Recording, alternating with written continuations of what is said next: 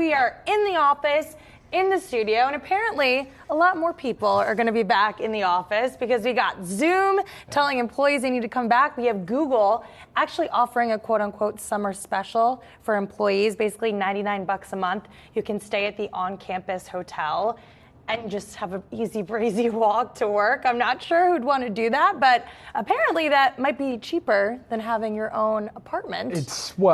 It gets back to sort of what the tech benefits eventually people started realizing that they were over the last 15 years, right? Which is benefits to make it so you can work more and don't have to leave the office. Like, there's a reason companies like Google in the past have done places like where they have people walk your dog, where they feed you multiple meals, where they give you all these benefits. So then you can essentially work 12 hours a day without having to leave, right? I think there's a little bit of that being the underlying pitch here. But also just, are we headed back, Pross, to like, okay, so we stopped doing all the tech benefits, right? A lot of those companies cut back on a lot of different things that were happening within the office. And now we're just going back to that to get people to come in the office? It doesn't quite make sense to me, right?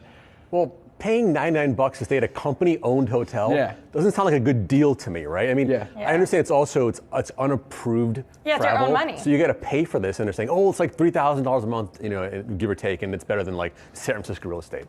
Okay, but is this supposed to incentivize me to come to work? I don't know. I mean, especially when you talk about the fact that companies are making so much profit. Google making a lot of billions of dollars, and they still say, we still want people in the seats. Why? Am I missing something? Why do we need to be in the seats from a Google point of view if they're doing so well? Profitability, productivity, No, that sort of thing. That's a good question. I do have friends that pay out of pocket for hotels. My one friend lives in Philadelphia, and he comes into New York twice a week. He pays for one hotel overnight to go to the office 2 times a week. Now, his company is starting to say, we need you here 3 to 4 times a week.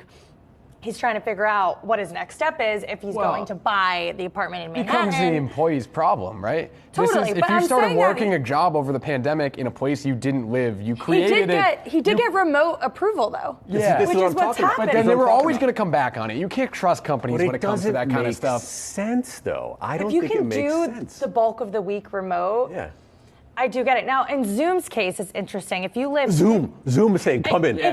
Zoom basically saying... That makes no sense. They're only saying 2 days a week, and if you live within a 50-mile radius. But you're right. Now that I'm thinking about it They are Zoom, I know. It's not a good business. From like a PR perspective, you would think you just shouldn't even offer that. Or don't say it. So I know someone works at Amex, and they brought them back, and it's because, hey, our business is expense charges, cards that people traveling. We want you to be in the office buying lunch, doing other stuff. So I get that. It's like the MO of the company. Like, why do we exist? Want you to spend. Zoom should be like, none of you guys come into the office.